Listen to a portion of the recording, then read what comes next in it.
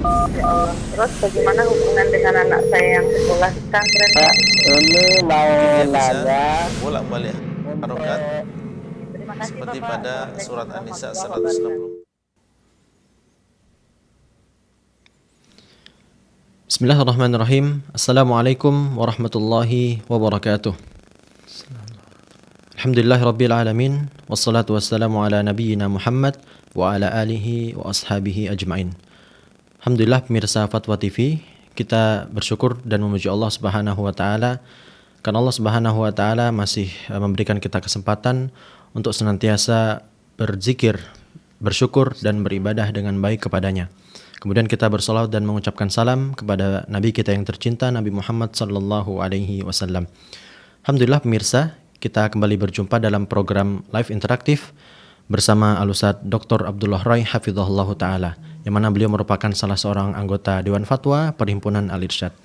Dan Alhamdulillah pemirsa, pada kesempatan malam hari ini Al-Ustadz telah hadir menemani kebersamaan kita di studio Fatwa TV Jember. Mari kita sapa beliau pemirsa.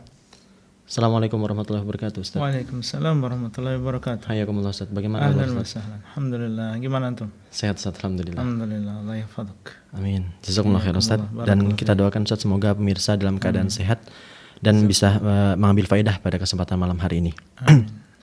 Baik, pemirsa, sebagai pembuka pada sesi malam hari ini kita akan bersama-sama menyimak sebuah nasihat yang akan disampaikan oleh guru kita Al-Ustadz Dr. Abdullah Rai Hafizahullah Ta'ala. Silakan, Ustaz. Bismillahirrahmanirrahim. Alhamdulillah Rabbil alamin. Wa asyhadu an la ilaha illallah wahdahu la syarikalah. Wa asyhadu anna Muhammadan abduhu wa rasuluhu sallallahu alaihi wa ala alihi wa ashabihi wa tabi'ina lahum bi ihsanin ila yaumiddin wa sallama tasliman katsiran amma ba'd. Para pemirsa Fatwa TV dimanapun antum berada, banyak di antara kita yang ketika melihat anaknya yang susah untuk dinasehati, bahkan setiap kali diberikan nasihat senantiasa dia melanggar dan mengulang-ulang kesalahan dia. Dan banyak di antara kita yang sudah melakukan berbagai usaha, entah itu melalui nasihat secara langsung atau melalui ustadznya, atau bahkan ada di antara kita yang melakukan misalnya hukuman fisik, atau misalnya tidak dikasih uang jajan dan seterusnya. Namun ternyata dia belum mendapatkan apa yang dia inginkan, ingin melihat anaknya dalam keadaan yang soleh, yang rajin, dan taat kepada Allah SWT. Ada satu hal yang mungkin banyak kita lalaikan sebagai orang tua, bahwasanya di antara sebab kesolehan anak kita adalah kesolehan orang tua itu sendiri. Ini yang perlu kita sadari. Ada di sana satu sebab yang memiliki pengaruh yang besar terhadap kesolehan anak-anak kita, yaitu orang tua tersebut terlebih dahulu menjadikan dirinya adalah orang yang soleh dan berusaha untuk bertakwa kepada Allah SWT. Terkadang kita sudah melakukan berbagai usaha dan kita lupa dengan diri kita sendiri. Kita sebagai orang tua tidak berusaha untuk memperbaiki diri sendiri. Kita ingin anak kita soleh, tapi kita sendiri masih bermalas-malasan di dalam melakukan berbagai kewajiban. Kita sendiri sebagai orang tua masih sering melanggar apa yang dilarang oleh Allah. Tidak menjaga pandangan, tidak menjaga ucapan, melakukan banyak kemaksiatan, kita masih melakukan itu semuanya, bagaimana kita berharap anak kita menjadi orang-orang yang soleh? Dalam sebuah ayat Allah SWT di dalam surat Al-Kahfi menceritakan bagaimana dua anak yatim yang Allah SWT jaga untuk keduanya dan dikeluarkan untuk mereka harta mereka, dan dikatakan oleh Allah SWT sebabnya adalah di antaranya wa kana abuhuma salihah, dahulu bapak keduanya adalah orang yang saleh. Para mufassirin menyebutkan di antara faedah ayat ini bahwasanya kesolehan seorang bapak atau orang tua itu di antara balasannya Allah SWT akan menjaga anak keturunannya. Bahkan disebutkan dalam kitab-kitab tafsir bahwa dua anak yatim ini antara mereka dengan kesolehan ya nenek moyangnya itu ada 5 bapak, artinya itu bukan anaknya langsung, termasuk keturunannya, tapi bukan anaknya langsung. Itu adalah keturunan yang keberapa. Tapi Allah SWT menjaga dua anak yatim tadi dengan sebab kesolehan seorang pendahulunya. Ini menunjukkan bagaimana Allah SWT menjaga anak keturunan seseorang dengan sebab kesolehan dia. Kemudian di dalam hadis Nabi SAW ketika menasihati Abdullah bin Abbas mengatakan ihfazillaha yahfazka, jagalah Allah maka Allah akan menjagamu. Jagalah Allah, yaitu jagalah batasan-batasan Allah, jagalah perintah Allah, laksanakan perintah Allah, jagalah larangan Allah, yaitu jangan dilaksanakan dan jangan dilanggar. Apa balasannya? Yahfazka, maka Allah SWT akan menjagamu. Di antara makna menjagamu adalah menjagamu di antaranya di dalam anak keturunanmu, di dalam hartamu, di dalam dirimu. Menunjukkan bahwasanya di antara balasan yang Allah berikan kepada orang yang menjaga aturan-aturan Allah, menjadi orang yang soleh, menjadi orang yang bertakwa, Allah SWT akan menjaga anak keturunannya. Ihfazillaha yahfazka. Para salaf dahulu ketika mereka menyadari makna ini, maka mereka berusaha untuk menjaga ketaatan mereka, menjaga ketakwaan mereka. Ketika mereka mengingat bahwasanya ketaatan, kesolehan mereka ini akan berpengaruh terhadap anak-anaknya. Sebagian mereka mengatakan, inni la azidu fi salati min ajlika ya bunayya. Sungguh terkadang aku menambah solatku karena untukmu wahai anakku. Dan maksudnya adalah bertakwa kepada Allah, beramal saleh, berharap dengan kesolehan dia, maka Allah SWT akan menjaga anaknya.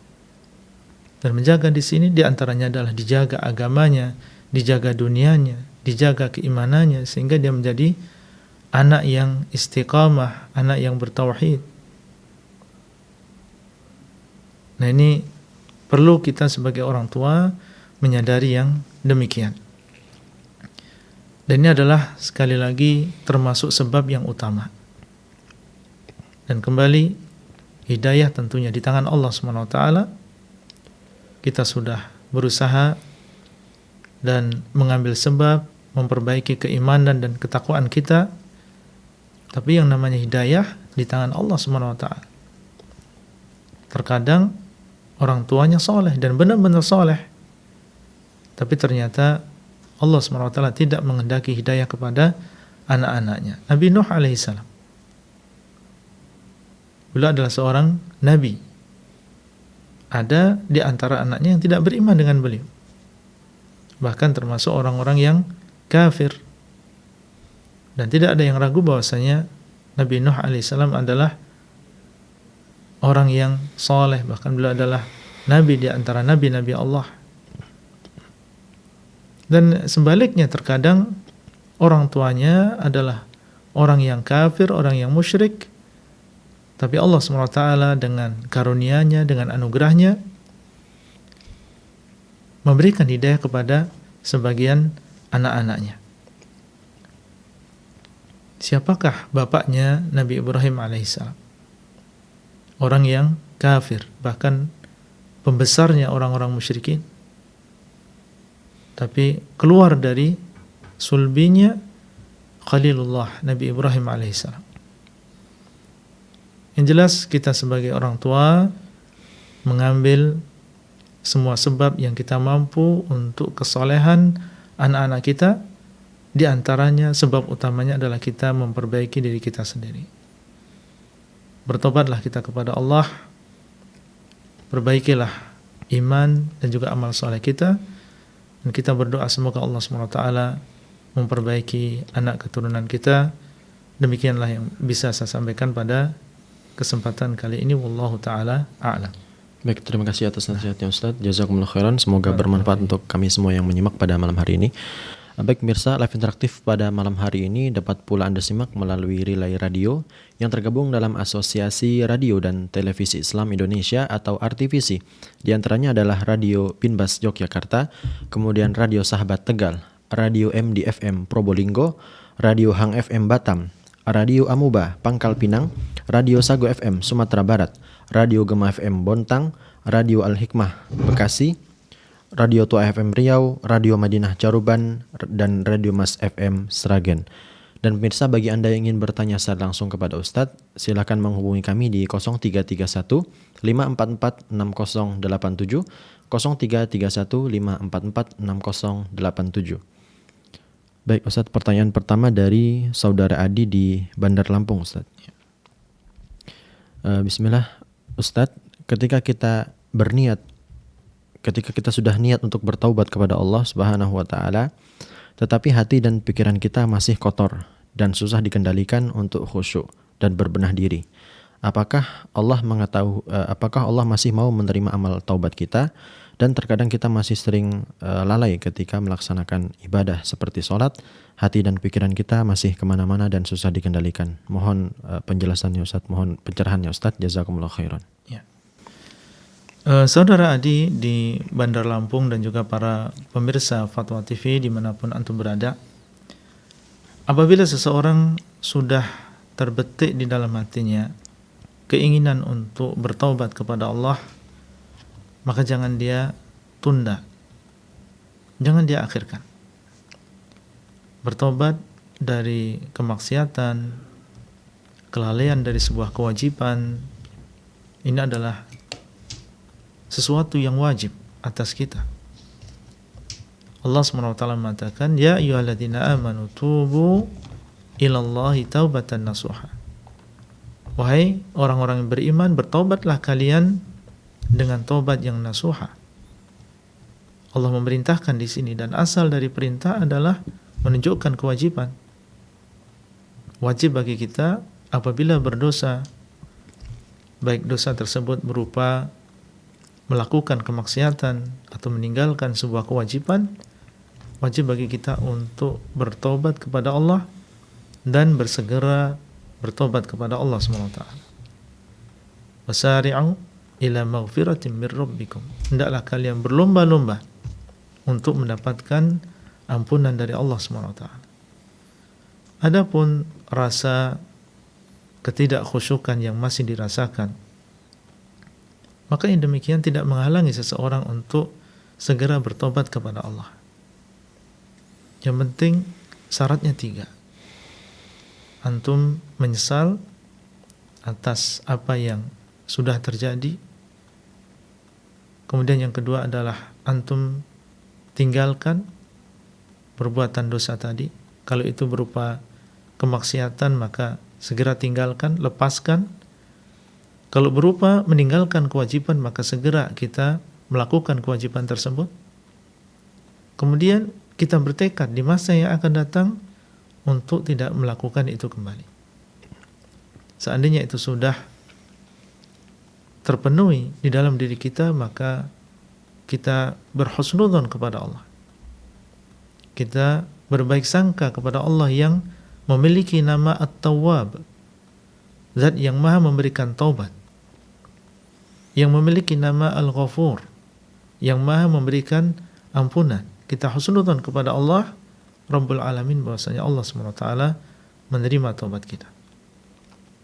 Kita diberikan taufik dan dijadikan di dalam hati kita keinginan untuk bertobat, itu adalah nikmat dari Allah. Ya, sudah ada niat untuk kembali kepadanya, untuk menempuh kehidupan yang lebih baik. Maka ini menunjukkan Allah SWT masih menginginkan kebaikan kepada kita. Dan Nabi SAW mengatakan, "Man taba, taballahu alaih." Barang siapa yang bertobat, maka Allah SWT akan memberikan taubat kepadanya. Nah, barakallahu fikum. Jazakumullah khair Ustaz. Kemudian untuk pertanyaan yang kedua Ustaz, tentang bagaimana ketika masih tidak khusyuk dalam beribadah Ustaz.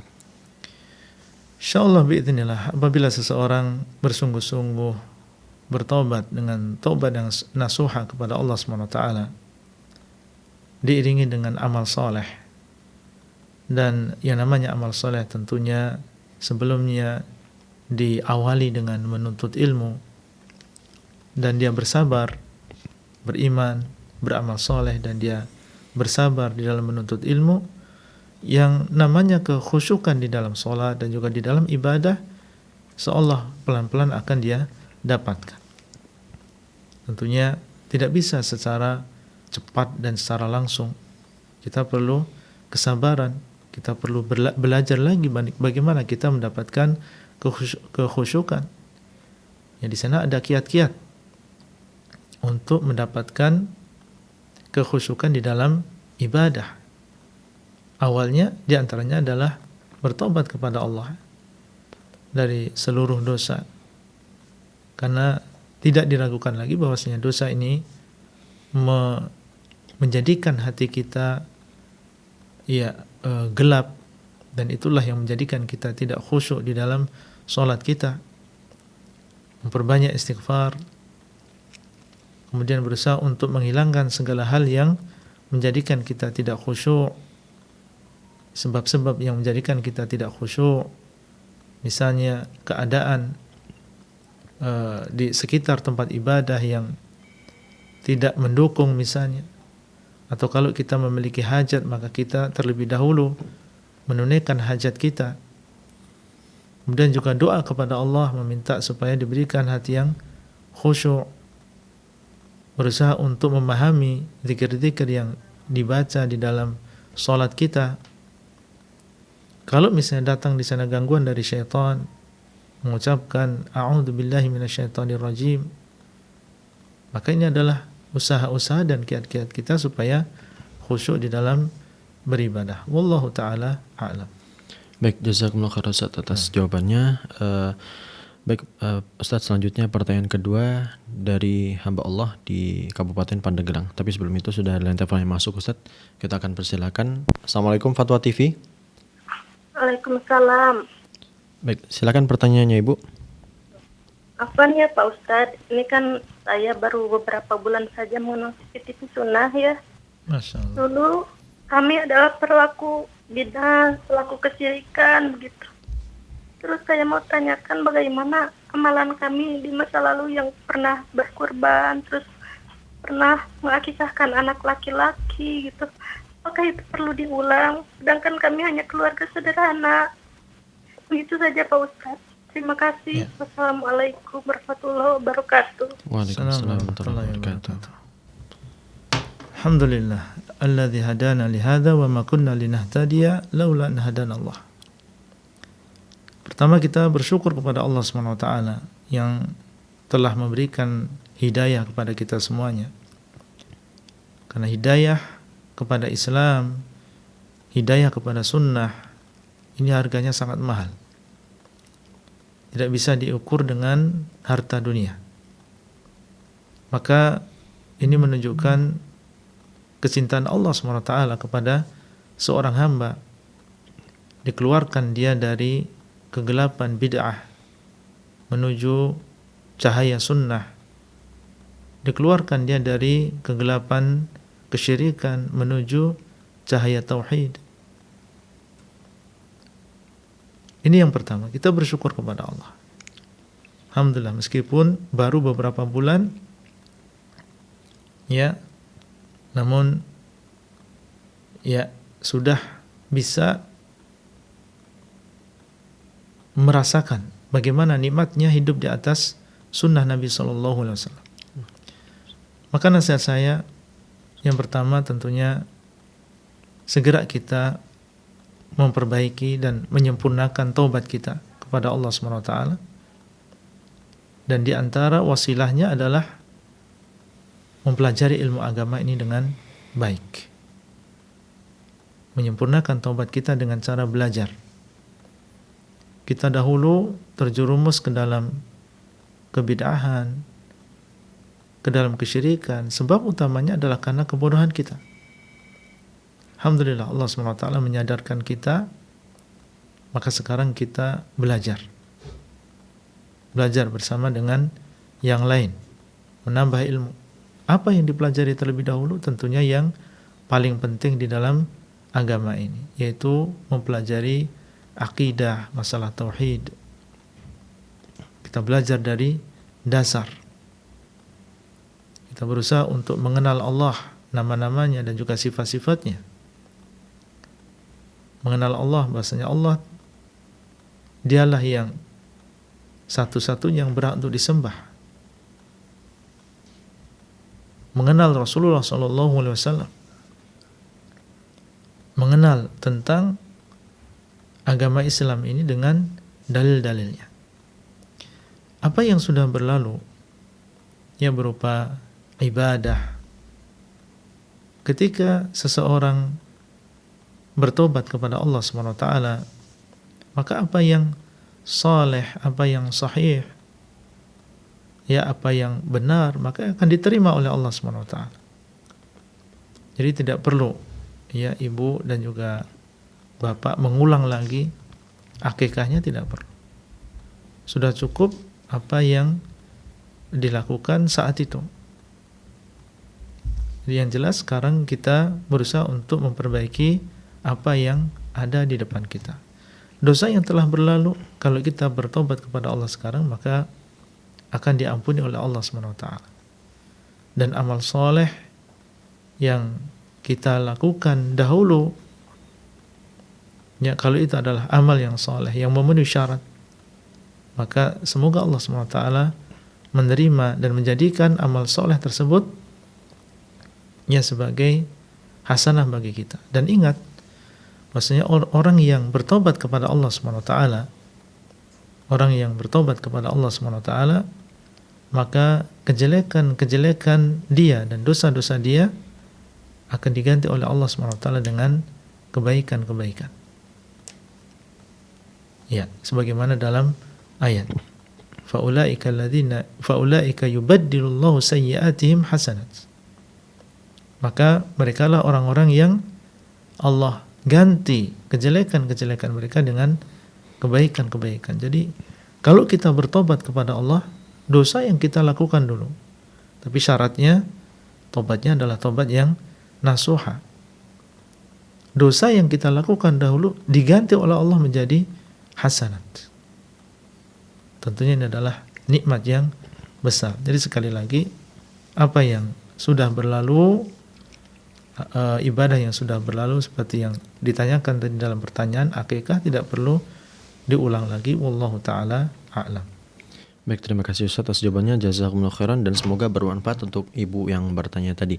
Baik, selanjutnya pemirsa kita telah terhubung dengan Ibu Rosmini dari Pacitan. Kami persilakan. Assalamualaikum Fatwa TV. Waalaikumsalam warahmatullahi wabarakatuh. Baik, silakan Ibu. Iya. Assalamualaikum warahmatullahi wabarakatuh, Ustaz. Assalamualaikum warahmatullahi wabarakatuh. Ya Ibu. Gini, Ustaz, Ya. saya mendengar bahwa orang itu besok di akhiratnya itu akan bersama orang yang dicintainya, seperti suami istri itu.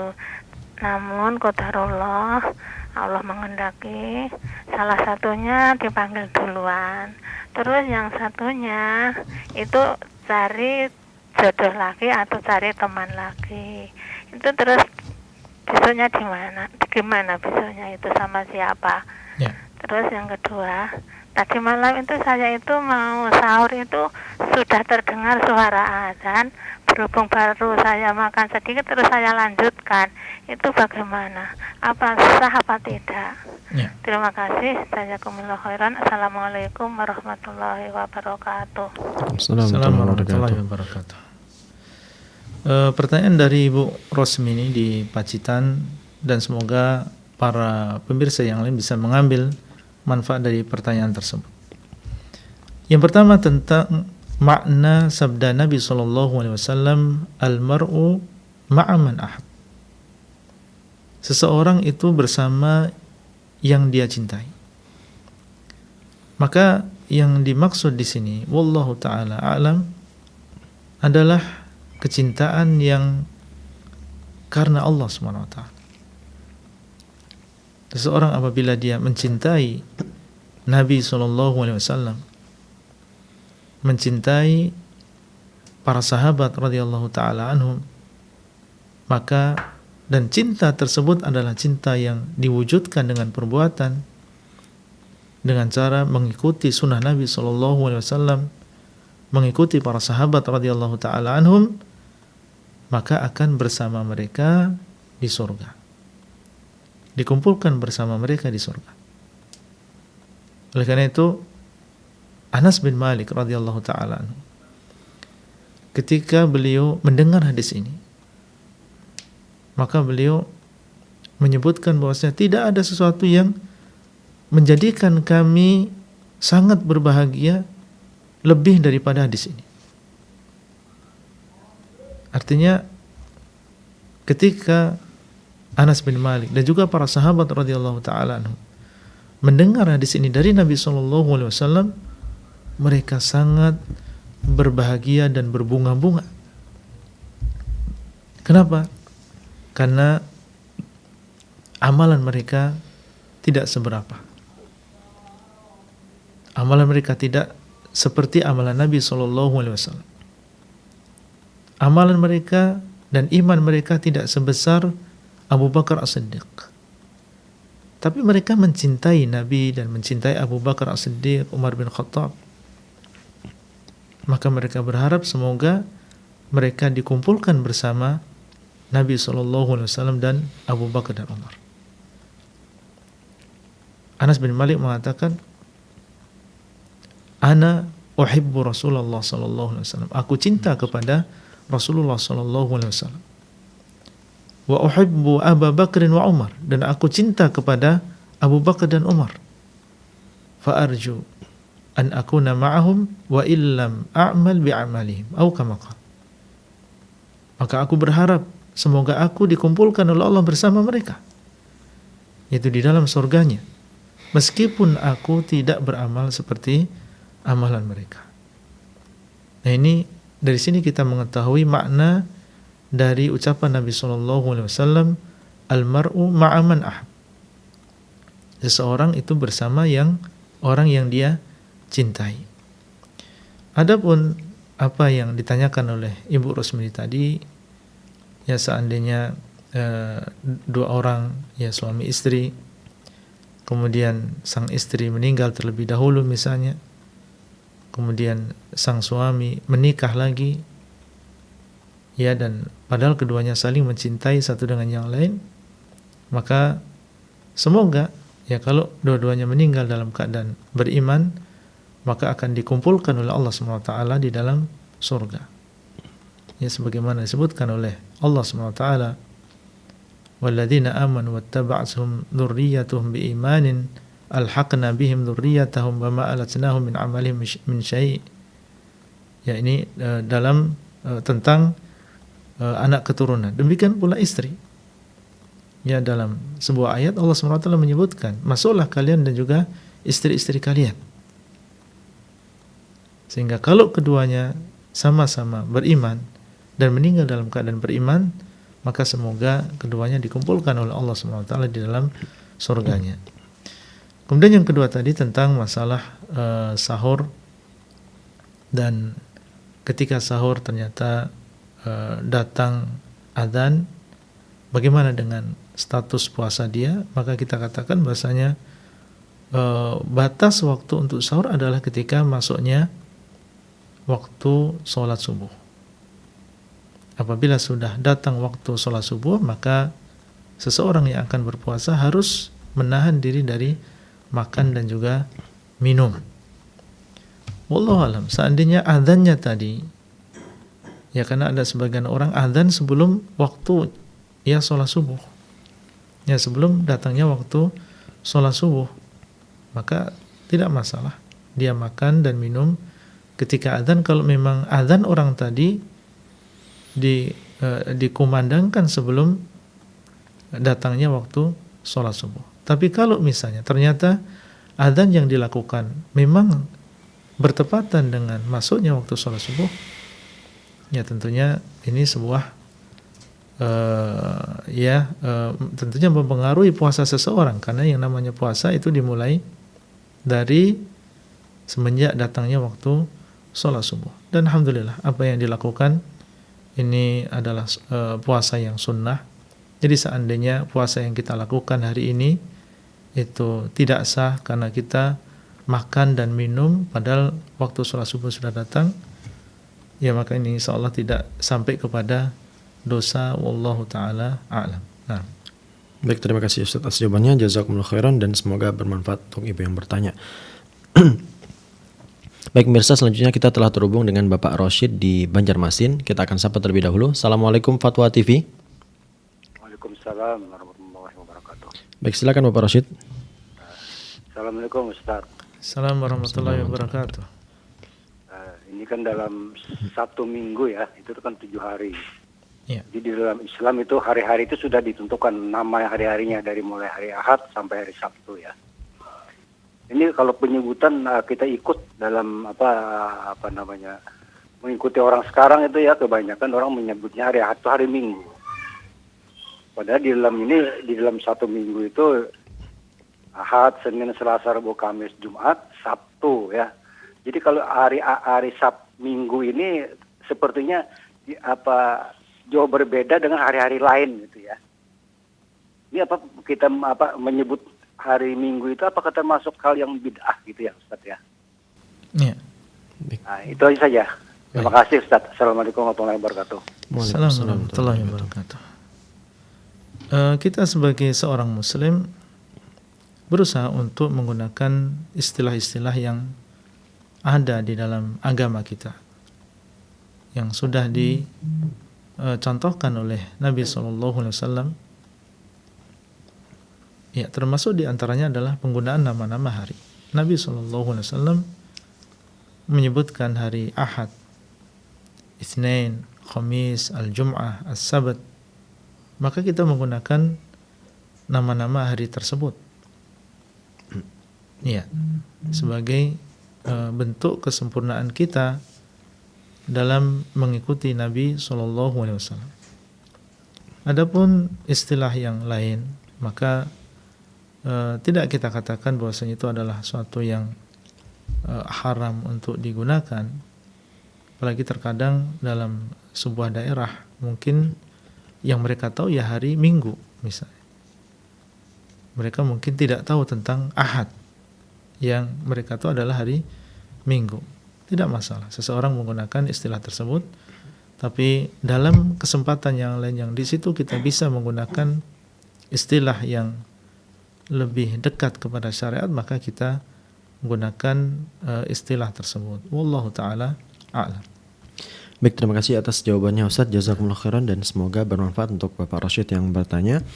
Selanjutnya Ustadz, kita lanjutkan pertanyaan dari hamba Allah di Kabupaten Pandeglang. Ustadz izin bertanya, di tempat kerja kami di setiap Jumat pagi ada pengajian yang isinya pertama pembukaan dengan membaca tahlil, kemudian yang kedua tadarus bersama dengan membaca 10 ayat pertama dan terakhir dari surah Al-Kahfi. Selanjutnya diisi ceramah oleh seorang ustadz, kemudian selanjutnya penutup penutup dengan doa bersama dipimpin oleh ustadz tersebut. Dan keadaan jamaah ikhtilat Ustadz karena kondisi musola yang kecil. Mohon nasihatnya Ustadz, jazakumullah khairan.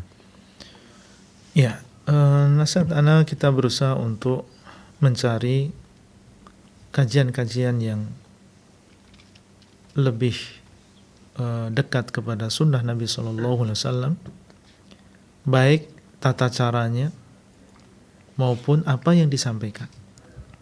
Jadi apa yang disampaikan adalah akidah yang sahihah, manhaj yang benar, ajaran yang sesuai dengan ajaran Nabi SAW berdasarkan dalil-dalil yang sahih dengan pemahaman para salaf. Kemudian tata cara kajian tersebut juga sesuai dengan sunnah. Tidak perlu di sana ada muqaddimah seperti yang disebutkan dalam pertanyaan. Kemudian di sana ada ditutup dengan doa bersama dan itu senantiasa dilakukan dan menjadi sesuatu yang rutin dilakukan, sehingga kalau sampai itu tidak ada maka dianggap kita sudah meninggalkan sebuah ajaran agama. Maka kita harus perhatikan baik isinya maupun tata cara dari kajian tersebut, ya kita usahakan yang sesuai dengan sunnah Nabi SAW. Yang jelas antum jangan mengikuti acara seperti itu atau kajian dengan cara seperti itu. Carilah yang ada di sekitar rumah antum, kajian yang sesuai dengan sunnah, baik tata caranya maupun apa yang disampaikan. Kalau misalnya kita belum menemukan, karena memang daerah kita masih jarang ada kajian yang sesuai dengan ajaran Nabi SAW, maka kita bertakwa kepada Allah sesuai dengan kemampuan kita. Alhamdulillah ada TV ya seperti Fatwa TV, ada juga media-media yang lain yang dengannya kita bisa menuntut ilmu agama sampai datang di sana jalan keluar dari Allah SWT, sehingga kita bisa mengikuti kajian secara langsung yang disampaikan sesuai dengan sunnah dengan cara yang sesuai dengan sunnah. Wallahu ta'ala a'lam. Baik, terima kasih Ustaz jawabannya, jazakumullah khairan.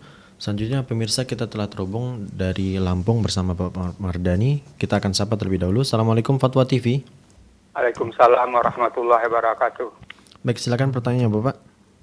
Pertanyaan ini Pak, kan kita sembahyang ba'da zuhur sama ba'da maghrib, ba'da isya itu kan sebaiknya di rumah Pak ya. Kalau kita selalu sedikit di masjid, apa bisa Pak? Boleh itu Pak? Menyalahi nggak Pak?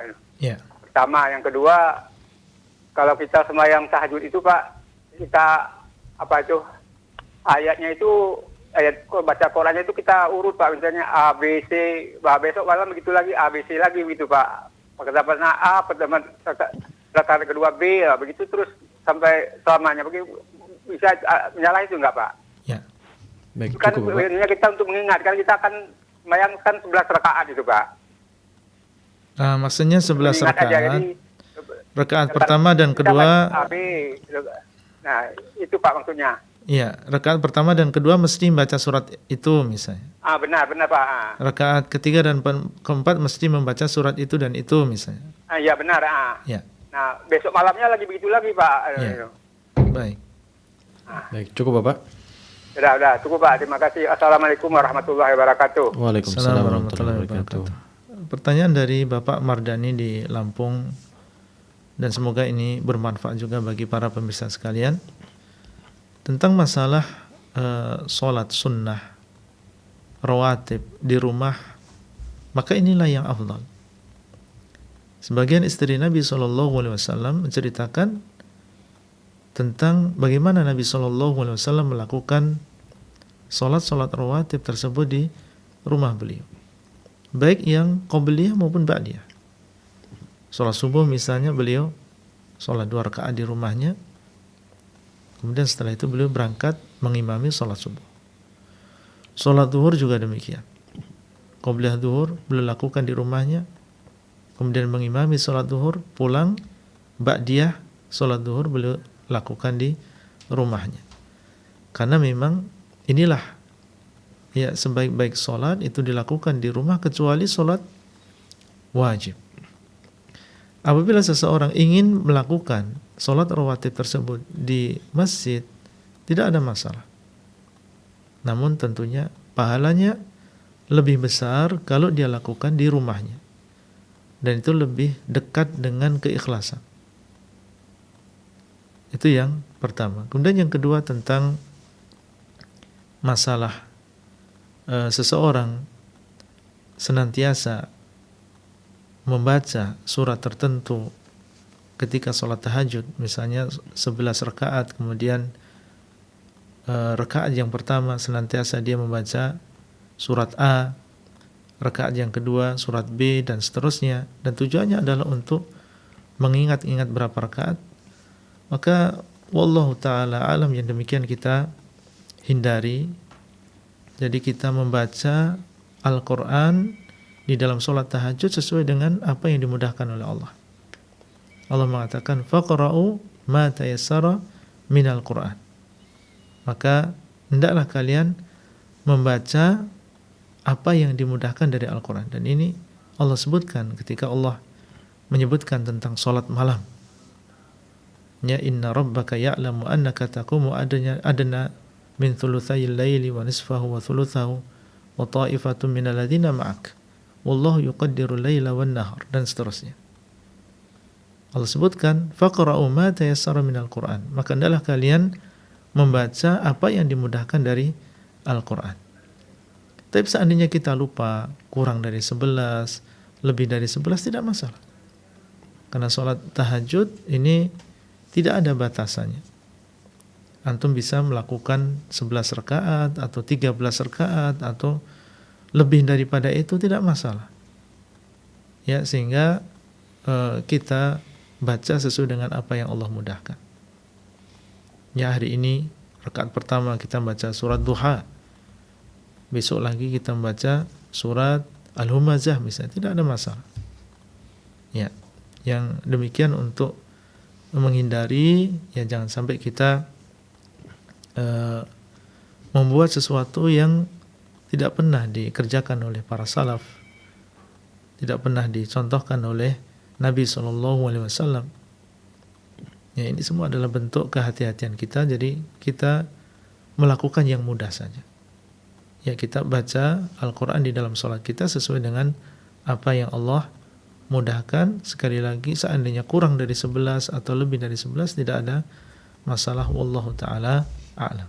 Nah, baik, terima kasih Ustaz atas jawabannya, jazakumullah khairan, dan semoga bermanfaat untuk Bapak yang bertanya. Selanjutnya pemirsa, kita telah terhubung di line telepon. Kita akan sapa terlebih dahulu. Assalamualaikum Fatwa TV. Waalaikumsalam warahmatullahi wabarakatuh. Baik, silakan Ibu Rahma. Assalamualaikum Ustaz. Assalamualaikum warahmatullahi wabarakatuh. Ustaz, saya mau tanya, ibu saya itu kan sudah sepuh ya Ustaz, Ya. 92 gitu Ustaz ya. Masyaallah. Jadi kadang off, kadang on gitu Ustaz. Kadang mau sholat, terus kadang enggak gitu Ustaz. Saya takut itu gimana Ustaz ya, kalau tidur atau mana, enggak lagi males gitu.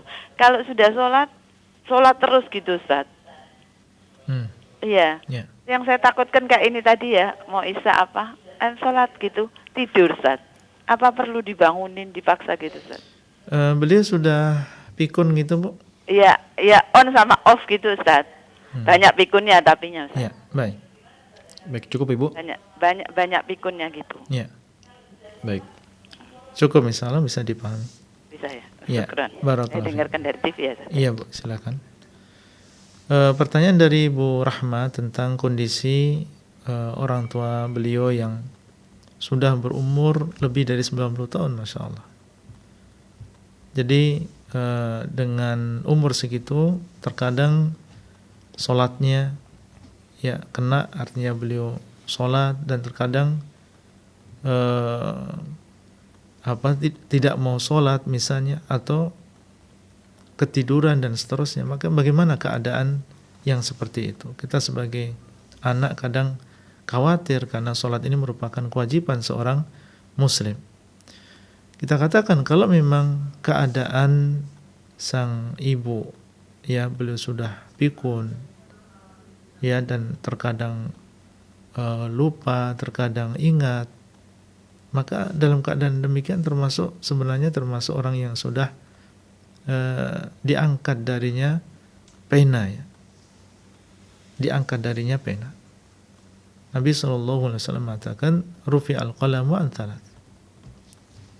Pena itu diangkat dari 3 golongan. Ya, diantaranya adalah dari orang yang masih kecil sampai dia dewasa, dari orang yang gila sampai dia berakal. Dan syahidnya di sini bahwasanya seorang yang tidak memiliki akal, maka dia diangkat darinya pena, artinya tidak ditulis sebagai sebuah dosa. Dan apa yang terjadi itu bukan keinginan kita. Memang orang ketika sudah dalam keadaan tua demikian, Allah SWT mengurangi fisiknya, akalnya, sehingga kalau memang keadaannya seperti yang disebutkan dalam pertanyaan ya, sampai beliau mungkin tidak ingat dan seterusnya, maka ini sebenarnya sudah ya diangkat dari beliau pena, artinya beliau tidak berdosa. Ya, tidak usah khawatir dan tidak usah kita cemas. Kalau memang kita bisa mengingatkan beliau dan beliau ingat dan mau melaksanakan, alhamdulillah.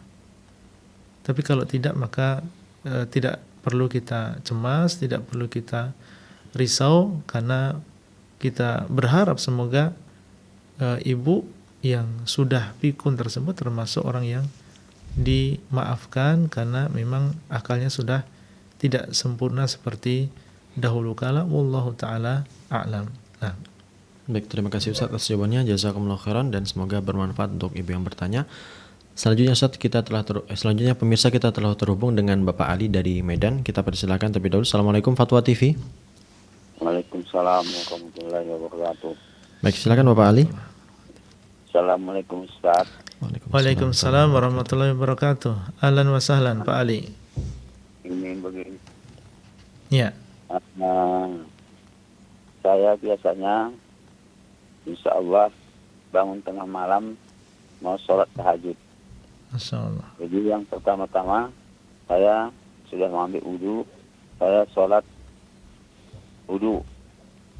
Habis sholat wudu 2 rakaat, saya baru sholat tahajud 2 rakaat. Setelah itu saya duduk setelah berzikir.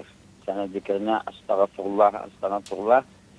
Itu kita hadiahkan kepada marhum orang tua kita. Apakah boleh yang begitu atau tidak Ustaz? Satu. Yang kedua,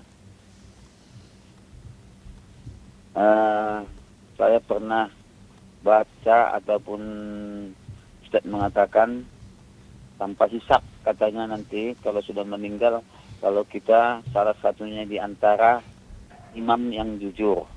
Ada 7 katanya, salah satunya imam yang jujur.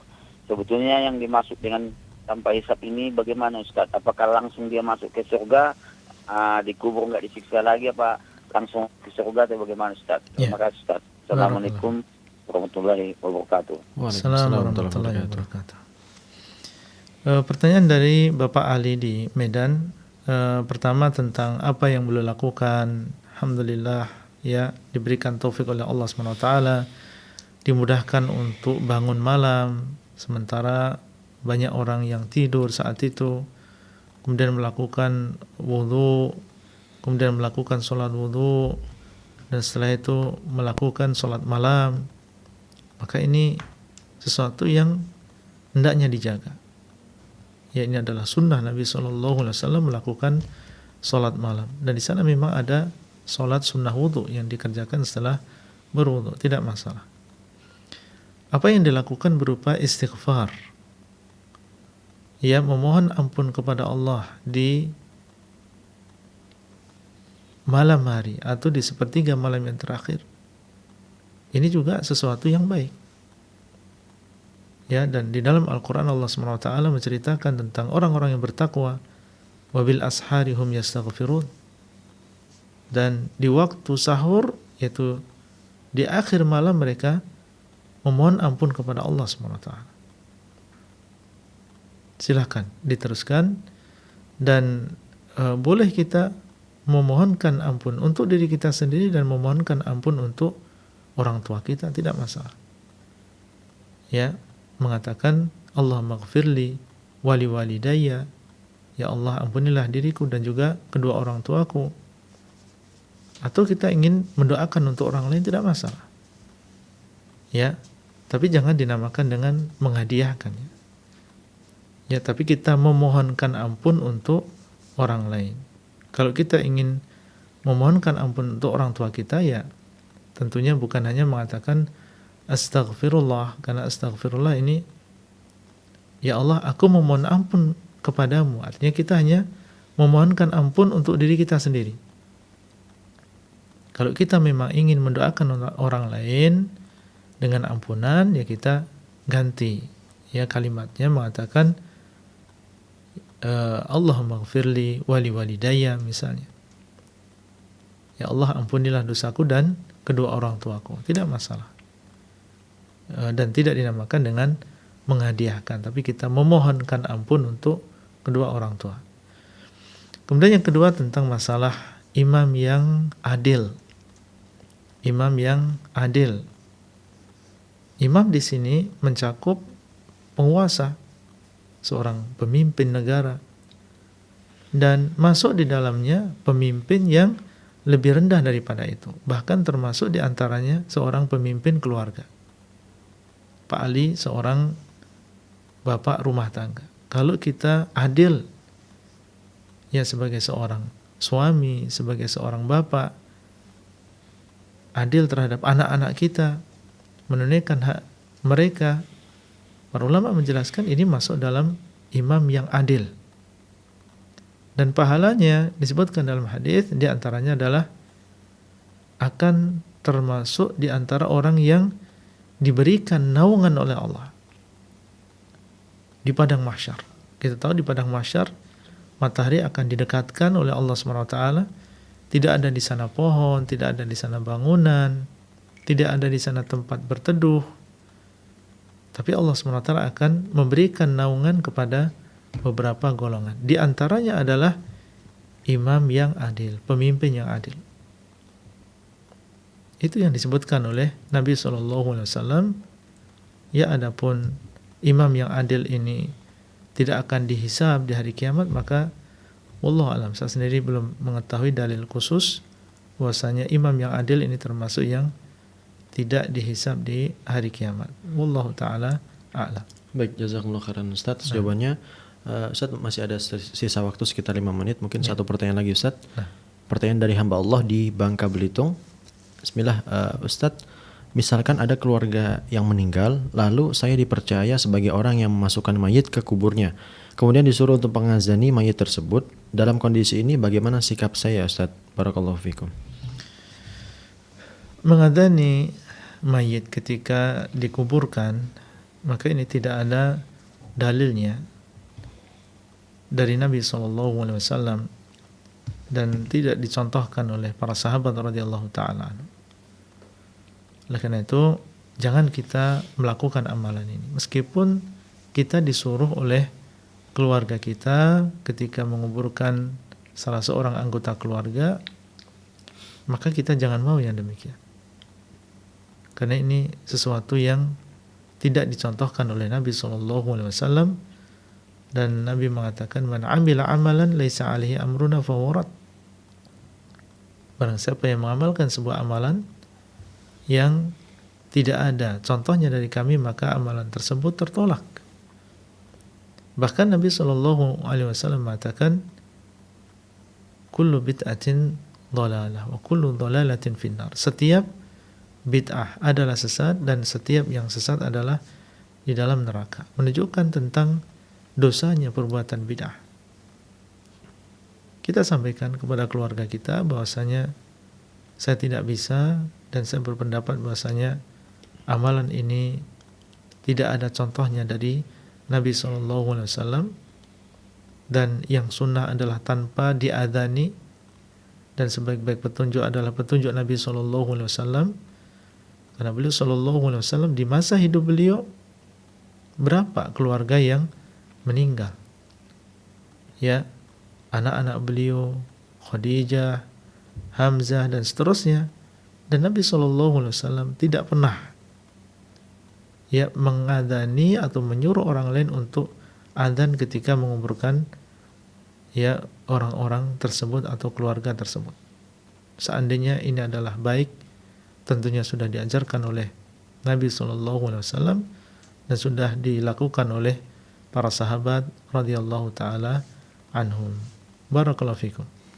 Baik, terima kasih Ustaz. Jazakumullah khairan. Kami ucapkan sudah meluangkan waktu untuk hadir di studio Fatwa TV Jember, Ustaz. Barakallahu fikum, Ustaz. Barakallahu fikum. Dan pemirsa, saksikan terus live interaktif hanya di Fatwa TV mulai dari hari Senin sampai dengan Jumat di waktu yang sudah terjadwal.